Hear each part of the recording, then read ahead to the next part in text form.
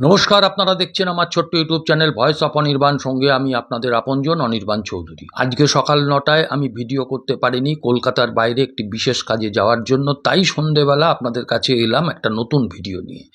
ভিডিওর বিষয়বস্তু আপনারা থাম্বনেইলে দেখেছেন, সুতরাং বুঝতে পারছেন আজকে কোন বিষয় নিয়ে আলোচনা করব। আপনাদের সকলকে স্বাগত জানাই এই ভিডিওতে। এবং আমি মূল বিষয়ে ঢোকার আগে আপনাদের কাছে শুধু অনুরোধ করব, যারা এখনও পর্যন্ত আমার এই চ্যানেলটাকে সাবস্ক্রাইব করেননি বা করতে পারেননি, অথবা যারা আজকে প্রথম এই আমার ভিডিও দেখছেন, তাদের কাছে অনুরোধ করব যে আপনারা অনুগ্রহ করে আমার এই চ্যানেলটাকে সাবস্ক্রাইব করে পাশের বেল আইকনটাকে প্রেস করে দেবেন, যাতে আমার ভিডিওগুলোর সর্বাগ্রে নোটিফিকেশান আপনাদের কাছে পৌঁছয়। এখন দেখুন, পশ্চিমবাংলায় বিগত কয়েক মাস ধরে যে সমবায় কৃষি উন্নয়ন সমিতিগুলোর নির্বাচন হচ্ছে, সেই নির্বাচনগুলোতে তৃণমূল আধিপত্য বজায় রাখার জন্য জোর জুলুম করা থেকে, পুলিশকে কাজে লাগানো থেকে শুরু করে, গুন্ডাগর্দি করা থেকে শুরু করে সব কিছু করেছে। কিন্তু বেশিরভাগ ক্ষেত্রেই কিন্তু বিরোধীরা, বিশেষ করে বাম এবং কোথাও কোথাও বাম কংগ্রেস জয়লাভ করেছে। আবার দু একটা জায়গায় বিজেপিও জয়লাভ করেছে। যেমন ধরুন, এর আগে তো আমি ভিডিও করেছি, আপনাদের দেখিয়েছি যে সমবায়, অধিকাংশ সমবায়তে কিভাবে বামপন্থীরা জিতেছে। দেখিয়েছি আপনার যে কোঅপারেটিভগুলোর নির্বাচনে, অফিস কোঅপারেটিভ থেকে শুরু করে বিভিন্ন স্থানীয় অঞ্চলে কোঅপারেটিভগুলোতে বামপন্থীরা জিতেছে। রেলওয়ে ওয়ার্কার্স ইউনিয়নের নির্বাচনে বামপন্থীরা জিতেছে। বার অ্যাসোসিয়েশনগুলোর বিভিন্ন ক্ষেত্রে নির্বাচনে বাম এবং কংগ্রেস জিতেছে। গতকাল যে দুটো নির্বাচন হয়েছে, সেই দুটো নির্বাচনের ফল আপনারা হয়তো অনেকে জানেন, না হলে আমি একবার বলি। সেটা হচ্ছে মুর্শিদাবাদ। এই মুর্শিদাবাদ জেলায় বহরমপুরে একটি দৌলতাবাদ বলে পঞ্চায়েত অঞ্চল আছে। এই দৌলতাবাদ অঞ্চলে মহারাজপুর সমবায় কৃষি উন্নয়ন সমিতি, যেখানে মোট সিট ছিল 43টা, এই 43টা সিটের মধ্যে 39টা সিটে জিতেছে বাম এবং কংগ্রেস, আর 4টে সিটে জিতেছে তৃণমূল কংগ্রেস। একেবারে ধুয়ে মুছে সাফ হয়ে গেছে। এই দৌলতাবাদ পঞ্চায়েতটাতে কিন্তু মুসলিম আধিক্য আছে। এই দৌলতাবাদে সেখানকার পঞ্চায়েত সমিতির যিনি সভাপতি আইজুদ্দিন মণ্ডল, তার নেতৃত্বে আপনারা দেখছেন ব্যাপক ওখানে গণ্ডগোল হয়েছে।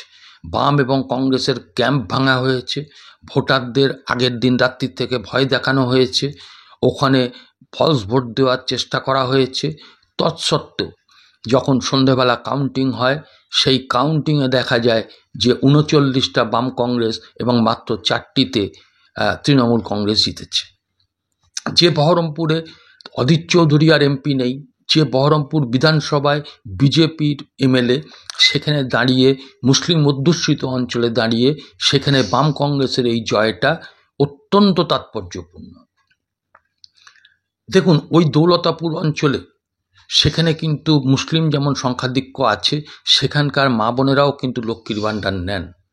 কিন্তু আজকে তৃণমূলের এই সীমাহীন যে দুর্নীতি এবং চুরি, এগুলোতে মানুষ আজকে অতিষ্ঠ হয়ে গেছেন। তৃণমূলকে হারাও, পরে যা হবে বোঝা যাবে, এই চিন্তাভাবনায় কিন্তু মানুষ আস্তে আস্তে উপনীত হয়েছে। নাহলে বিভিন্ন এই যে সমবায়গুলো, বিভিন্ন অফিস কোঅপারেটিভ, বিভিন্ন শ্রমিক সংগঠনের ইউনিয়ন নির্বাচন, সেগুলোতে আজকে বামেরা বেশিরভাগ, কোথাও কোথাও বাম কংগ্রেস এবং দু একটা জায়গায় বিজেপি জিতছে কী করে।